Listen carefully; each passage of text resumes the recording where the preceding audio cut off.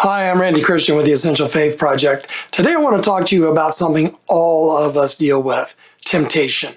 Before I even go further, I want to ask you, if you're a follower of Jesus, ask yourself right now, what is the one sin that you most frequently find yourself tempted to do?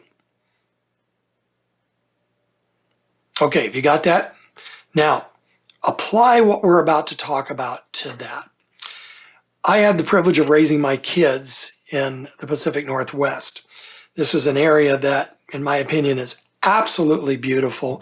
I loved living there. And one of the things that we used to do is take day trips.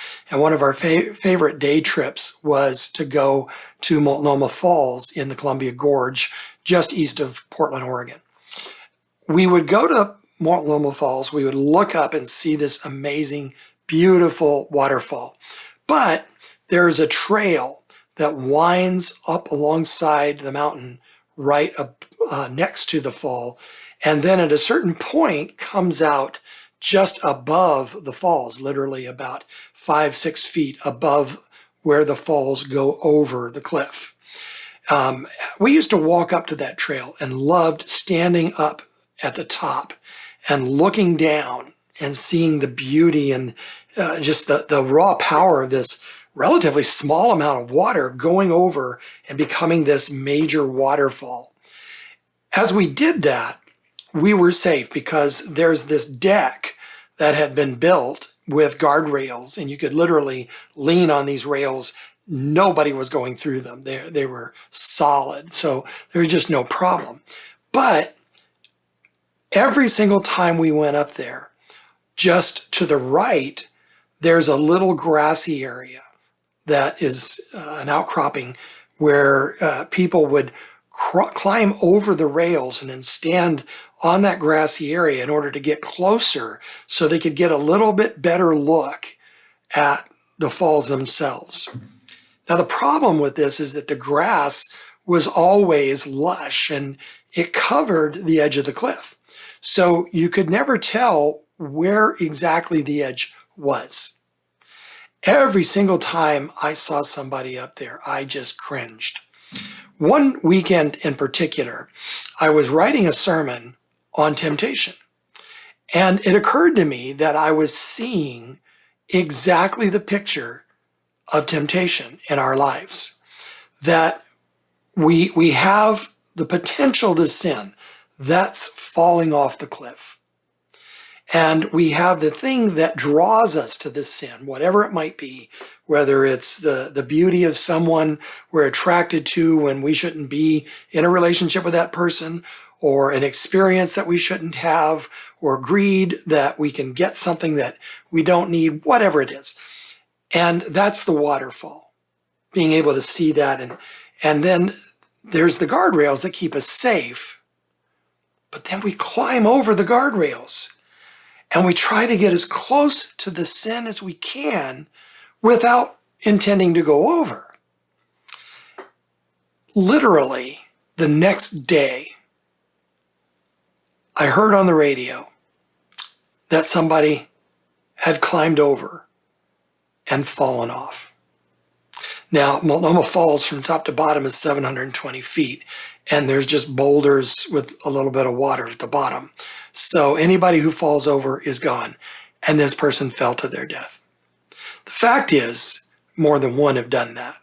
Numerous people over the years that we were there fell because they climbed over the guardrails and tried to get closer to the danger. Now, we need to understand how this applies to our sin, because when we are tempted, we have a hard time resisting it. Now, don't get me wrong. The scripture does say that God gives us a way out. In 1 Corinthians 10:13, we're told that whenever we're tempted, he will also provide a way out so that we can stand up under that temptation. That said, let's be real about how many of us find and take that way. I believe we were never intended to stand up under temptation. Rather, we were intended to avoid it. So, for example, in the Lord's Prayer, we're not told to pray, help us to resist temptation. No, we're told to pray, lead us not into temptation. In other words, Lord, keep us away from it. So if we're going to pray that prayer and be successful, we can't pray the prayer and then do everything we can in order to defeat what God is doing, keeping us away from the temptation. Instead, if we're going to pray that prayer, we then need to cooperate with God in the things that He's doing to keep us safe. Let me give you an example. When I was in Oregon, I was a licensed counselor, and I ran, as part of my ministry, a counseling center in the church that I served. And one of the things that sort of developed was I saw a lot of ministers, church elders, other church leaders who had fallen into sin, particularly with the sin of adultery. I had actually started to specialize in working with them, helping them hopefully to put their marriages back together, and in some cases even being restored back to ministry. As I did this, I noticed there were certain things that were common to every single one of these people. Everyone had committed adultery, but every single one of them had been against adultery. In other words, none of them woke up and said, you know, today I'm going to just go out there and break this and sin. They didn't do it that way. But they did try to get closer and closer and closer. There was somehow a fascination with the sin that, like those people climbing over the guardrails, they just got closer and closer to the edge, not seeing that the grass they were about to stand on had nothing under it. They'd step off, and like that guy that fell to his death, they step off, and the next thing you know, they're asking themselves, how did I do this? So I decided, if every one of these guys can do this, I've got to be real. I'm not above temptation. And the last thing I want is to destroy my family and disappoint my king. So how do I put guardrails up? And I found it was very easy to do that, very simple.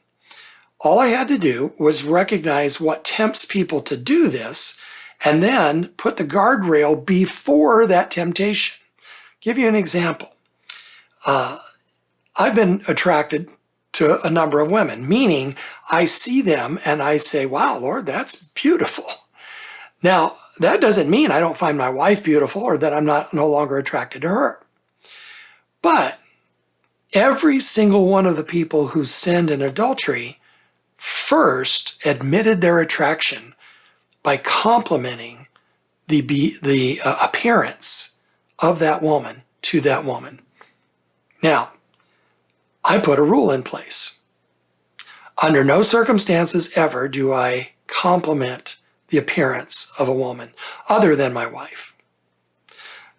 I don't need to do that. They don't need to hear that from me. And in fact, if they're trying to get a compliment from me, that should be waving red flags all over the place. So all I have to do is simply say, I will never compliment another woman on her appearance. Second, I will never give myself the opportunity to act on an attraction. That means I never allow myself to be isolated with a woman. So how do I do that? Well, first, I don't ever go anywhere and meet a woman alone. Second, I don't even go anywhere with a woman, like driving from my office to a luncheon where we're going to meet other people, just the two of us. For 30 years, I practiced this. And if I took my secretary to lunch for her birthday, I would always arrange for my wife or someone else to meet us there. And we drove separately unless there was someone else driving with us. I have rigidly maintained those guardrails. And I can tell you, I was in ministry in the local church over 45 years, and not one time was I ever even accused. Does it mean that I'm immune to that sin? Of course not. Does it mean that I don't see that attraction? Of course I do. But I say, Lord, what you have done is beautiful. And then I turn my head. And I keep those guardrails in place, because the first time I climb over one, I'm inching closer to the cliff. Whatever sin it is that you're thinking of as we talk this through, I want you to now think about, what are the guardrails that you can put in place? Maybe it's greed, or even the temptation to steal something because of your need. In ministry, financial wrongdoing is also a major sin. So one of the things that I've done is made sure that I never have the opportunity to spend on my own.